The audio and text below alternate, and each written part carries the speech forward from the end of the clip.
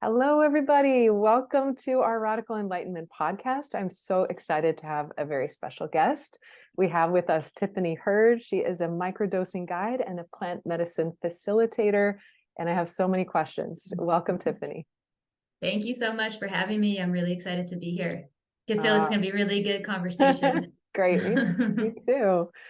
It's something that I've explored in my past. I'm dabbling in a little bit right now. I have a lot of clients in my subconscious change work that are also dabbling in or are interested in. And it's something I thought would be really cool to have a guide on to tell us the ins and outs of it. And we get the insider's perspective so we can go right to the source. So I'm super excited we have you here. So my first question is, what issues do most people want to solve when they come to you?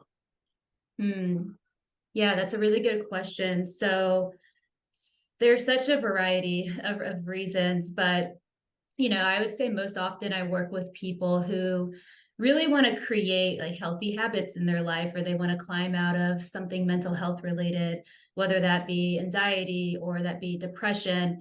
I see a lot of people that feel kind of stuck in their lives or in certain areas of their lives. And, they really just need that extra support or someone in their corner, that accountability or a modality, a medicine, such as what we're going to dive into, to help them in making those changes. I see a lot of people that desire to get off their medications, and, they've read about my personal story about, how microdosing really supported me in getting off a couple of my antidepressant medications. And so they're like, hey, interested. How did you do that? How did you work with microdosing for that?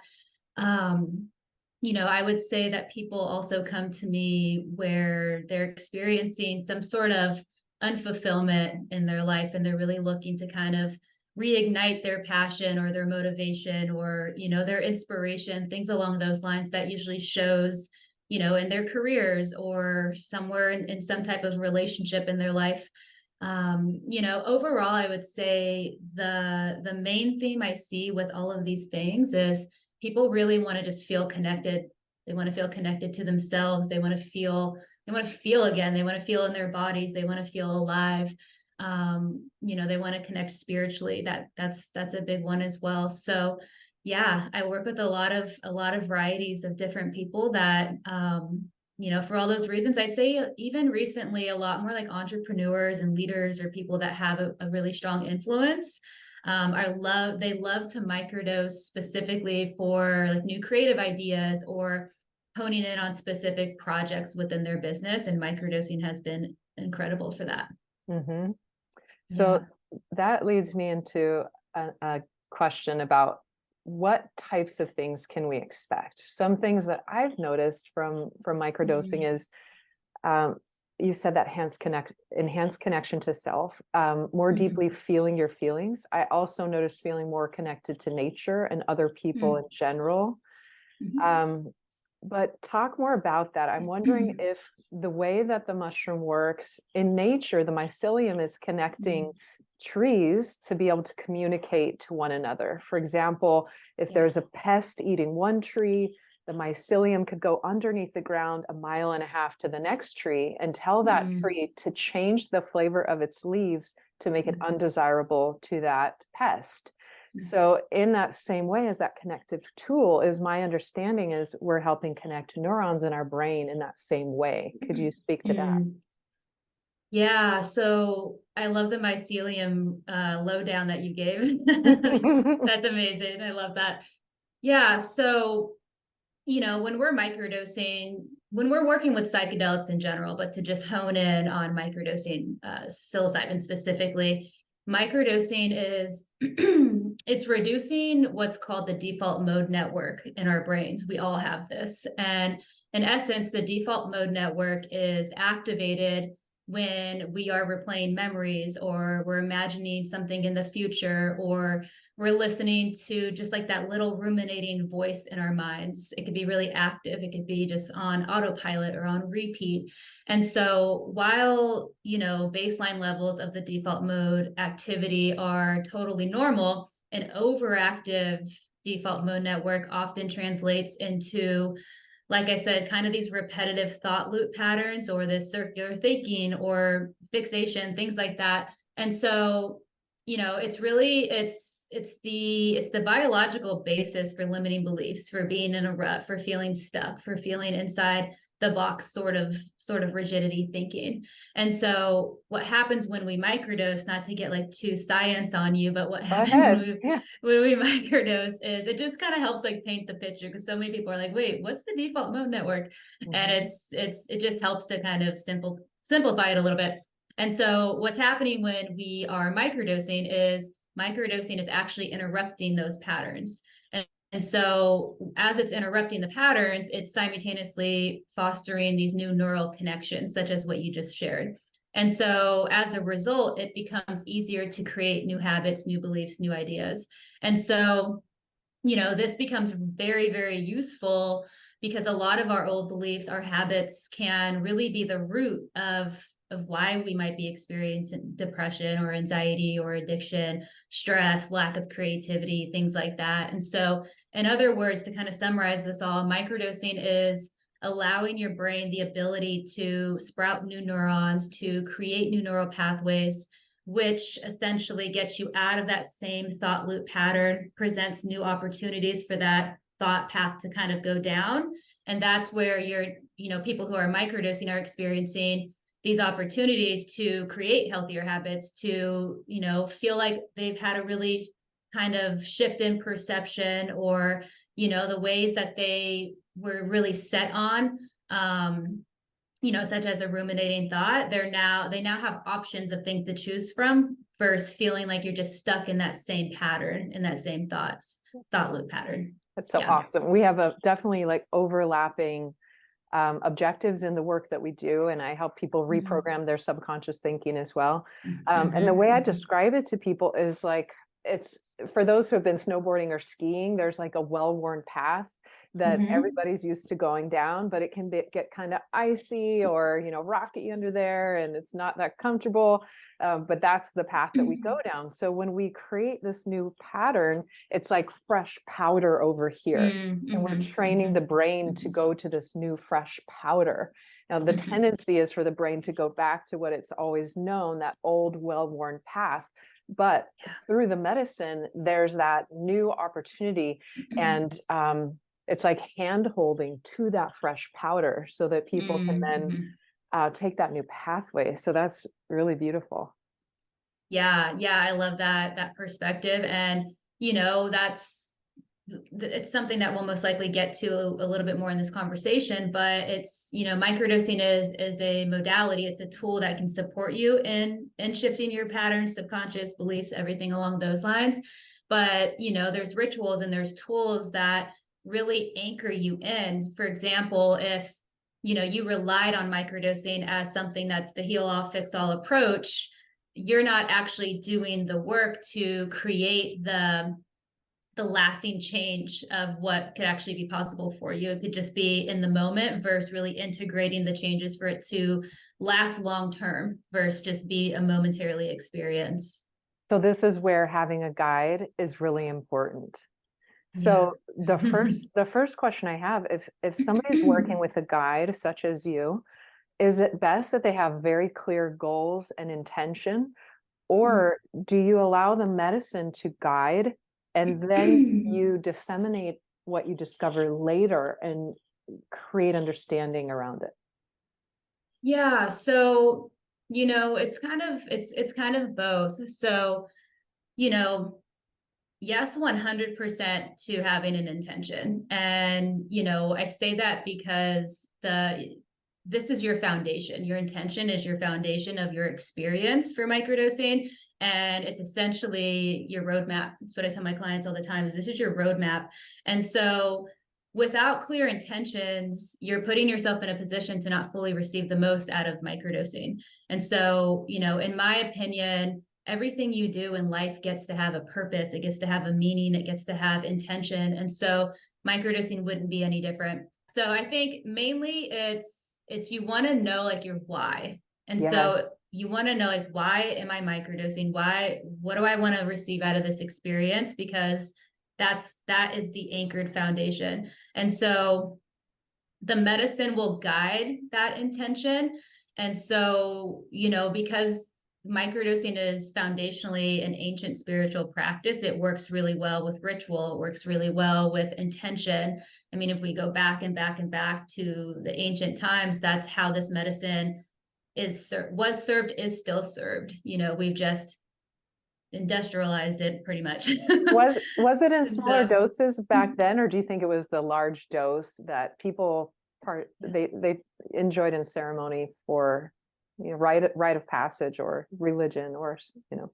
yeah, it was both. Yeah, there's a lot of research within the history that it actually was both, Wow. which is really powerful. Yeah. You know, so going back to like, is it good to have an intention? You know, will the medicine guide you? Yes and yes. And I speak to this pretty strongly as well, because if in today's world, microdosing right now is incredibly trendy. It's very Yeah. mainstream, and there's so much beauty in that. And you know, because everybody wants to microdose, there's a lot. It's kind of like microdosing isn't also for everybody. So just being mindful of knowing like, hey, what's my why? What do I want to microdose for? What do I want to get out of this? Is this something where I'm seeing other people have a positive experience and I'm relating to that, and also, you know, desire to experience something similar, because, you know, it may support them and it may not support you. And I think overall, just knowing that, you know, everything you read about microdosing online with like the good things, it's yes, all those things are so available and so possible. And there also are things you don't read online that can be challenging. And Let's so talk about some of those. So who should not be microdosing, and what might be some of the adverse consequences or things that would be warning flags, you know, that we would want to avoid and not try? So who wouldn't be served well by this? yeah, so who wouldn't be served well by this is if you have, and if you are currently diagnosed or you have in your family bipolar, schizophrenia, seizures. That's like the main medical contraindication safety approach that I would take. Um, you know, for those of you that are interested in microdosing, but you don't feel like you can fully like commit to this journey, I would say that it's probably not for you either. Um, I'm trying to think if you're if you don't have like the proper, like what a term that is really well known in the psychedelic space is like set and setting. Set and setting is like your mindset going into the experience, and the setting is your environment. So if you don't feel supportive with either of those, you know, that may lead to just a very ungrounded experience. There are some medications that are contraindicated, so you know, knowing which ones those are. I would say people that aren't fully educated on microdosing, or, you know, you don't have to be fully informed of every single thing, but at least if you're new, I would highly recommend working with somebody, working with a guide, working with somebody who has the experience, so that you can learn how to microdose. Is there a I would way to say, find out which medications are contraindicated? Because some people might not want to go to their primary doctor and right. admit they want to try this alternate route. So is Mhm. there, you know, a website people can go to find out if their Yeah. medication doesn't work? Yeah. That Yeah. So the Microdosing Institute, okay. they're a great platform. They have a wonderful list of medications that are contraindicated, any supplements or vitamins, which is very rare, but they list everything out, which is incredible. So I would highly recommend that. That's great. And then on the other side of that, is there anything that you can take, like a supplement or a vitamin or vitamin C, or drinking some lemon juice or orange juice prior to the work? Does that actually benefit it? Have you heard of anything that can enhance the effects of when working with Mm. a guide? Yeah. So to answer that, I would say so. You know, the citrus lemon approach, that would be called lemon teching. And I Mhm. absolutely would not recommend lemon teching with microdosing, because it's known for really being more activating. And so I see where you're going with that, of like, hey, what can kind of enhance this experience, that actually would enhance it a little bit too more than you would like for just a smaller dose. That's definitely more so for a ceremonial experience. Um, I would say that, you know, to take a different approach with it, I would say that microdosing is most effective when, like I said, you can prepare for your experience, you can set clear intentions, you can fully commit your time to constantly following a protocol, a set time, you know, having that clear understanding of what you want to accomplish, experience within the right mindset and the environment. Something else to, like, you know, physically enhance your microdosing is what's referred to stacking. And so that's a really big term used in the psychedelic, mainly in the microdosing space. And stacking is when you combine a non-psychoactive substance, such as medicinal mushrooms, such as lion's mane or chaga or reishi, if you're familiar with that. A lot of people will stack with like a brain nootropic or ceremonial cacao, and you basically will add these natural herbs, medicinal mushrooms, what have you, into your psilocybin, which then increases the benefit relating to your overall microdosing experience. And so it's really specific to what you really want to enhance, right? So, you know, to speak to this, so if you want to stack with, say, lion's mane or a brain nootropic with psilocybin, this is going to be really supportive for, you know, mental health alertness or focus, or really enhancing the Creativity. Yeah. Yep, exactly. Yeah. And so, you know, this also is a really good approach for someone who, you know, maybe in their family or currently dementia or Alzheimer's. It's a great neurological repair approach. You know, I would say ceremonial cacao is one of my favorite enhancers. I love this. It's a plant medicine as well, but it's very, very heart based. It's a very heart opener. And so if you want to have an experience that's a little bit more grounding, you don't need to really go into this deep creative process or feel more alert. You just want to kind of ground more and be more in your heart, or you want to process or access emotions. I think this is a beautiful blend to stack with. Wow. I just thought of this elderly couple that I'm seeing where the wife has early stage dementia and Alzheimer's. Mm-hmm. And I'm wondering if this would be helpful even in this stage of it, or is there a certain age where that would start to be detrimental and unhealthy? Have you heard any of the research around that?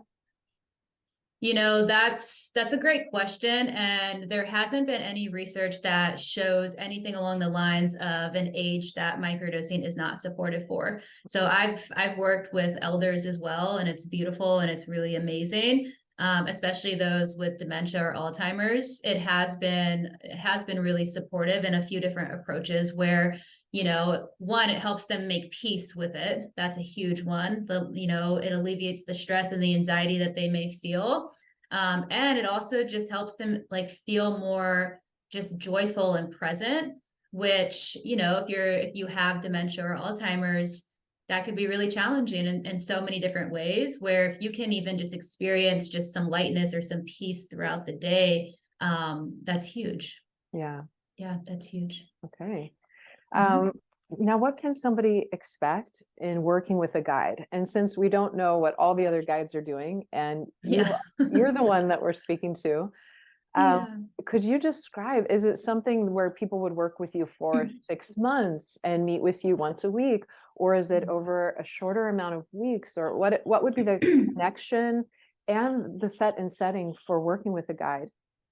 Yeah, thank you for that question. So I have a variety of ways that I work with people. And so, you know, there's 4 weeks, there's 8 weeks, there's 12 weeks. I also work with people longer term, 6 months to a year of it. Just really, I really try to individualize it for people, depending on, you know, what they're coming to me for. And so if we're speaking specifically microdosing, those are the options. Whereas, you know, more long-term, maybe microdosing with ceremony. That's just a bigger journey, a different journey. But overall, within that, microdosing specifically, everything will be virtual. And yes, we do have those solid anchored weekly calls where you know, we'll just be we'll be processing things. So to just give you an idea of it, so, you know, you can really expect to learn, one, how to microdose. That's important. And really learn how to work with the medicine to receive positive outcomes. Throughout the journey, you will receive a customized microdosing protocol that's tailored to your specific needs, to your specific goals. This is everything along the lines of the schedule to follow. How long do I follow this? You know, really working with the dosage that works for you. This is like one of the most important things is finding a dosage. It's referenced like your sweet spot. That's the journey. If you can't find the dose, you're going to be up and down with the process. And so that's what this journey really teaches you, are those foundational things, along with daily rituals and wellness practices that go hand in hand with microdosing. And so the idea is, you know, throughout the week, you'll be set up on your microdosing regimen. You know, you'll have your set days, everything that you're microdosing with, and then we'll have that weekly session to bring in everything that you need to feel supported and to process what's actually starting to come up throughout your microdosing experience. And then that's where, you know, I take that approach of like, okay, based on what you're bringing into our sessions, what support do you need? Do you need, you know, grounding practices? Do you need somatic tools? Do you need, you know, certain practices to help you move through emotions, anything like that? So it's really just like a whole supported, anchored process for you to just arrive. Everything is very intentional. And we really build from that intentional place. And, you know, because microdosing is such an individualized experience, it's not a one size fit all approach. And so, you know, one dose that works for somebody might not work for you. And so knowing how to find the dose, knowing how to work with the medicine, and understanding specific rituals and practices ultimately just leads you to a positive experience. And do you meet with people for 20 minutes, half an hour, an hour? And is it a group call, or is it a private one-on-one call? And is it Zoom, or is it a telephone? I love the details. Yeah, so it is Zoom. It is 1 hour weekly. And I have a few different things running at times. I usually have one-on-ones available unless spots are filled. Groups I run every so often, but there's more availability with the one-on-one. So it's both. Okay. That's great. So I notice in my own experience, I have microdosed with a couple of different varietals that I didn't know what kind it was. And I had a very good outcome. And then I switched to something else, and there was nothing else that changed in my life or my diet or my sleep or anything else. This was the only factor. And I started getting headaches, and this is embarrassing to say, but constipation. So that I didn't experience from the previous, I don't know, do we call that a varietal? The type of mushroom. So is this common? Like, how do you source the right type? And what happens if you're getting these side effects? Interesting. Yeah. So do you know the strain? Do you remember the strain that you worked with? No, I'd have to look it up, but Okay. and I had a client in here a couple of weeks ago, and she said she was taking some type of white varietal, and she said I had to stop because I was getting so anxious. So I was just wondering, that's kind of like the dark side of it. So yeah, the shadow side. yeah. So what do you notice about that stuff? Would you put someone on a different type of mushroom? Or is it just changing the dosage and every type should be fine, with air quotes?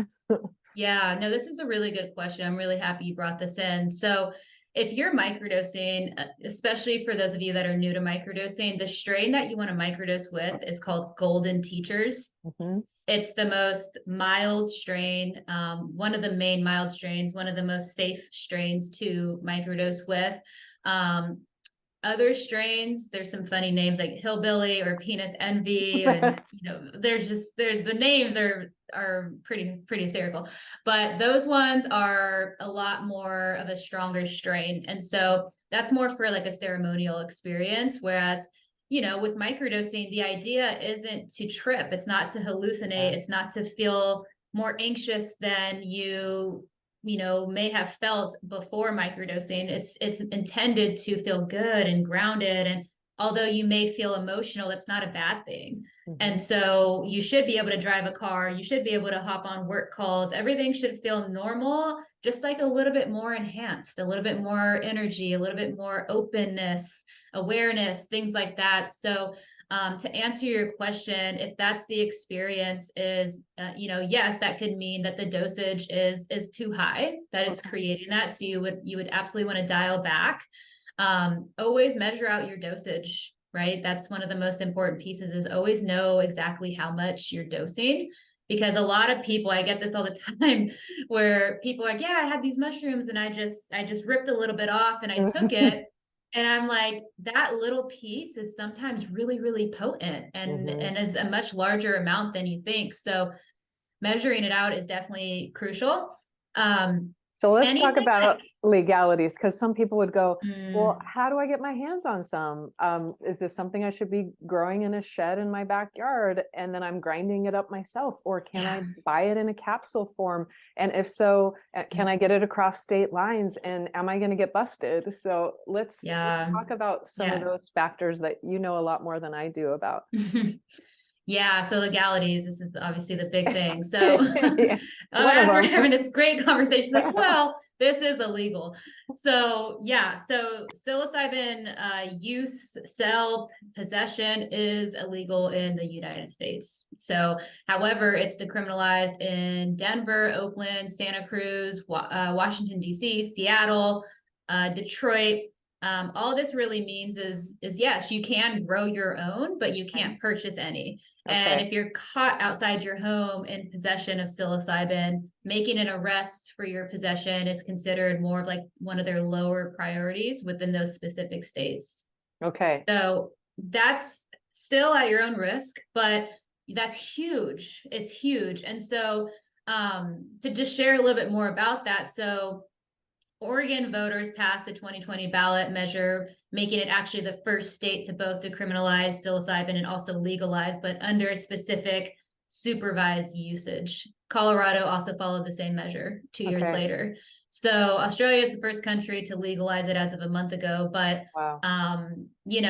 what it's looking like right now, there's incredible data, incredible research, ongoing clinical trials with huge credible institutions such as Johns Hopkins that are predicting the legalization could take place over the next coming years. Again, that's still very wide open. Mhm. Um, but yes, we can You pause with that. You mentioned Santa Cruz, so that Mhm. is in California. So they're kind Mhm. of creating their own laws within the city, or what's different from Santa Cruz to us here?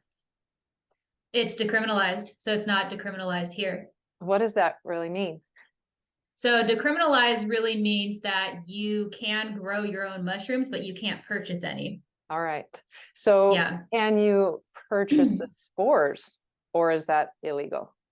So I hear that you can purchase the spores and you can grow them still, but mainly in those decriminalized states, cities and within the states. So if Yeah. you're caught with growing your own at your home, you won't be prosecuted, basically, is the message. Basically Okay. is, yeah, basically what they're saying is it's at the lowest priority. Okay. Yeah. All right. So, have you heard anything about where we live in this part of the world in San Diego? Are there any talks about doing the same or not as much? There is, yeah, I mean, within the whole state, to be fully transparent, there is. And that's where just that, what researchers are predicting is that, over the next few years, this should start to shift, if not sooner. Okay. Yeah, which is huge. Yeah. Yeah. Yeah. It'll be interesting to see what happens with that, especially with other Yeah. things like I'm working alongside in my office building with some people who work in psychiatry, and they're getting Yeah. involved in the assisted journeying with ketamine and with Mm-hmm. microdosing, and not quite this, but I think we're seeing a resurgence with the MDMA as well. Mm-hmm. Yeah. So it was used a lot in the 80s, and now we're finally Mm-hmm. getting the research to back it up and seeing a Mm-hmm. lot of mindset changing, especially as it and we've done a lot of research with the veterans and seeing how they're Mm, improving, and in just yeah. in just a couple of sessions that are high dose, you know.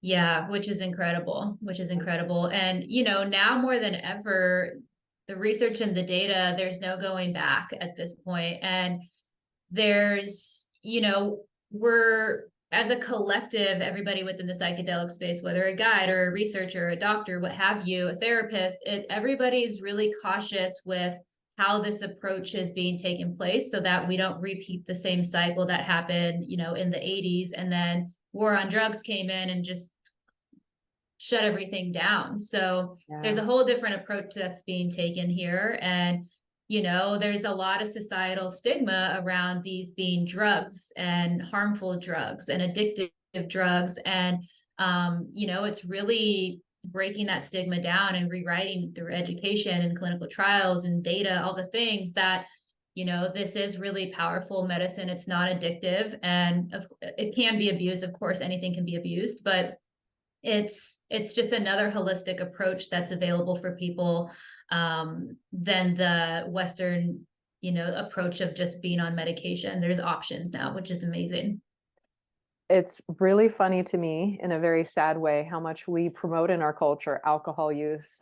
We have a teenage daughter. I'm actually the one that will watch like the teenage shows sometimes, and I'm like, Yeah, everybody's drinking all the time. This is yeah. crazy. And that is a numbing agent that disconnects you Hmm. from yourself and others.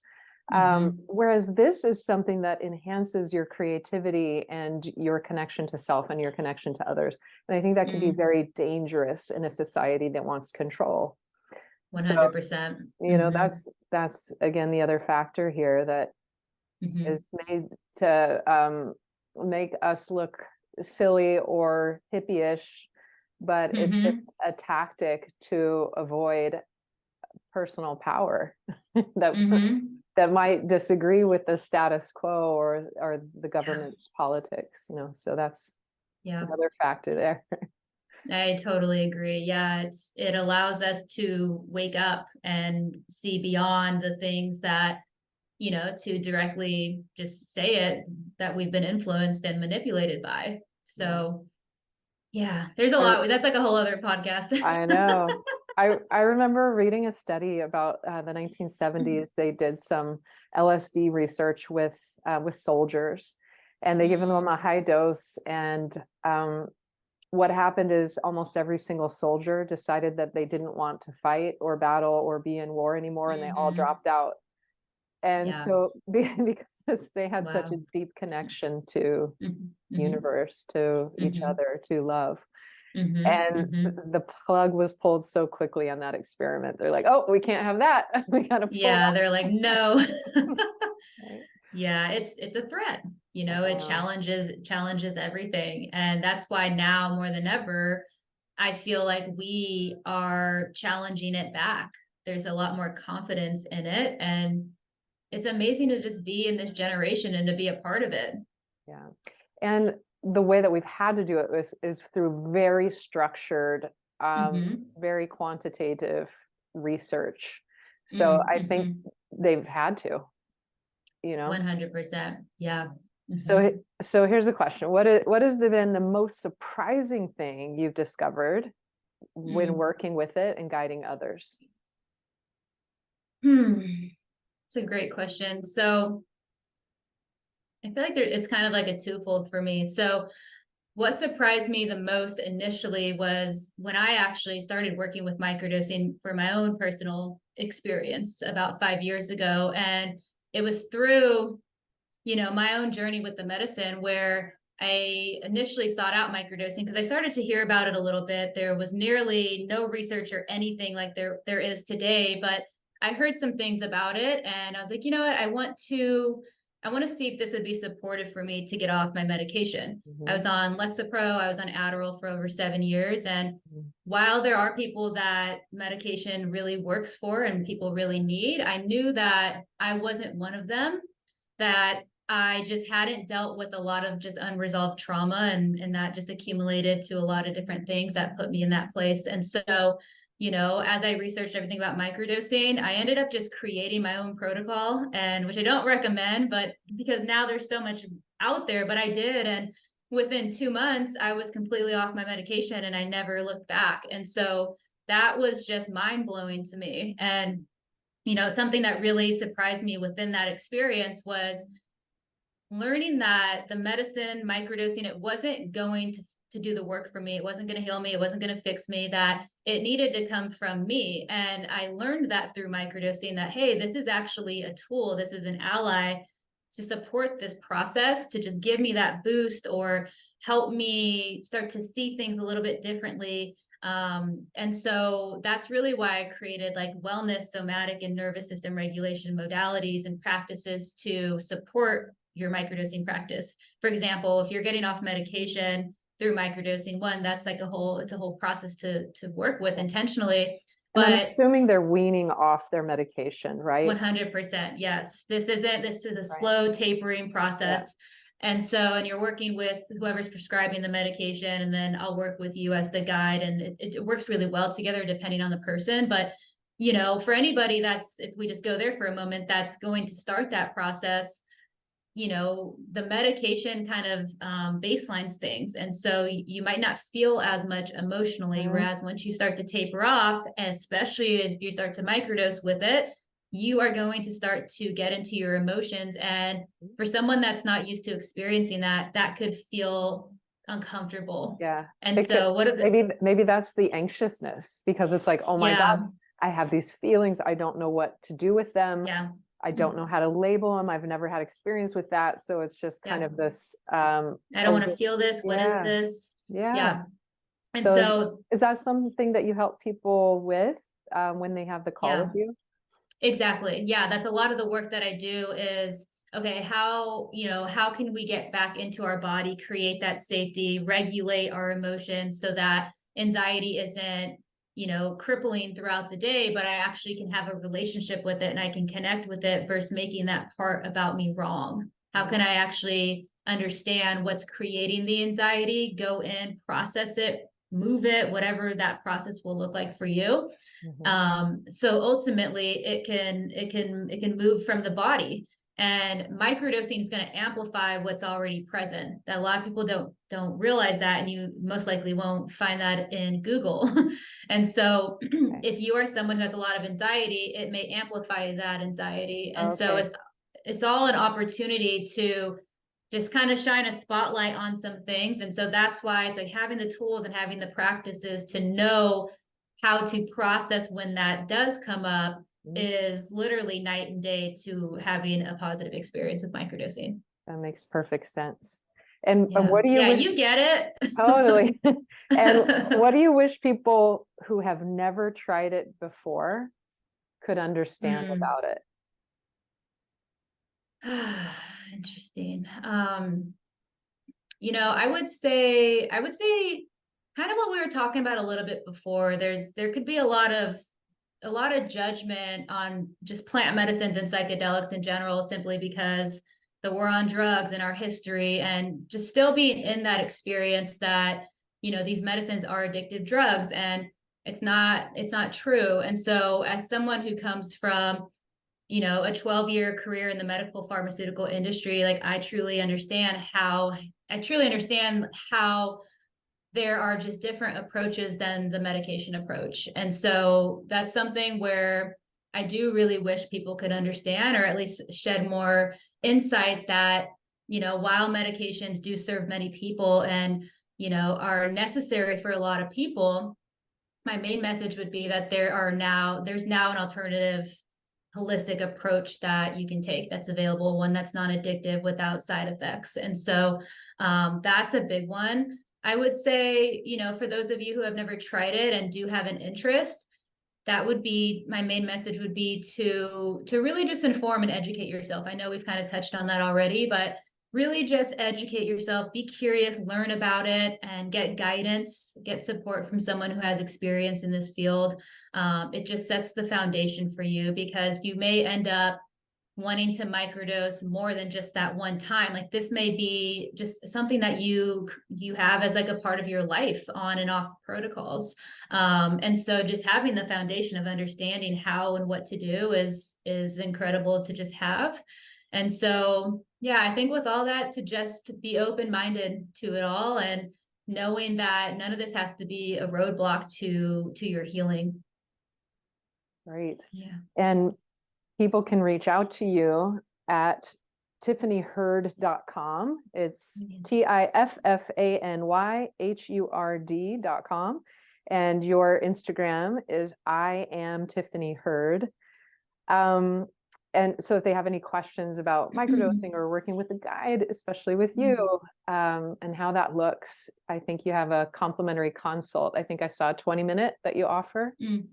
Yes, it's a complimentary insight, or not insight, intro. Where Yeah. are my words? Intro, for us to connect, for you to get any questions answered, and for me to just learn more about you and the support that you desire. Okay.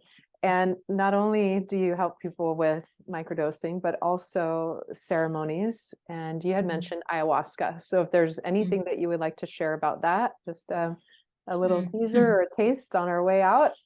Is there anything you'd like to? I mean, that's a whole different level and a whole different Yeah. ballgame and a whole different medicine and And a experience. whole different podcast. It is. Maybe we'll have to come back for Yeah. round two, but Yeah.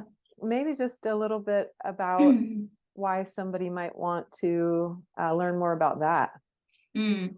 Yeah, so if the grandmother's calling, then you know that she's calling. So I'll just throw that one out there. Ayahuasca, I would say for anybody who's new to just plant medicine in general, I would suggest starting with microdosing, and then potentially sitting in a mushroom ceremony and then an ayahuasca ceremony. Again, there's a lot of things that factor into this. If you're somebody who's really interested in sitting in ayahuasca, whether you have experience or not with plant medicines, I also support people with microdosing with just the vine of ayahuasca. So that doesn't have any DMT effect in it. It's just the vine. Ayahuasca is a 2-part brew. And that is amazing to just help you alleviate just a lot of the fear going into a bigger ceremony, connecting with the spirit of the medicine. And so that's an option as well. And so, yeah, I think if you're just curious to sit in a bigger ceremony, that's available here, whether it's psilocybin or it's ayahuasca. Okay. Yeah. And through the intro call, we can talk about all that. If you're someone who wants to do both or one or the other, we can have that conversation. Thank you so much. Is there anything else you want to leave people with? I'm just so grateful for this conversation. I really appreciate your questions, and I really hope that this serves anybody who's listening to this. And if any of you are just curious to learn more about the medicine, just have questions, or questions about sourcing. I know we didn't dive into that. That's one of the biggest questions that I get, but for legal reasons, we're not going to talk about it on the podcast. But you can reach out to me if this is a journey that you've been interested in. Yeah, and you just have questions about it. So I appreciate you so much, Kelly. Thank you for this. Thank you. It's such a great conversation. I'm so excited to share this information with everybody. And it's really cool to hear about what it's like being a guide and what somebody could expect on a guided experience with you. And it sounds like you offer a lot of great resources, especially as things come up, that there are different practices to help people move through that energy instead of it just being stuck. So I really appreciate that. And thank you so much for being on our podcast today. Yes, thank you so much. Okay. Goodbye, everybody. Bye.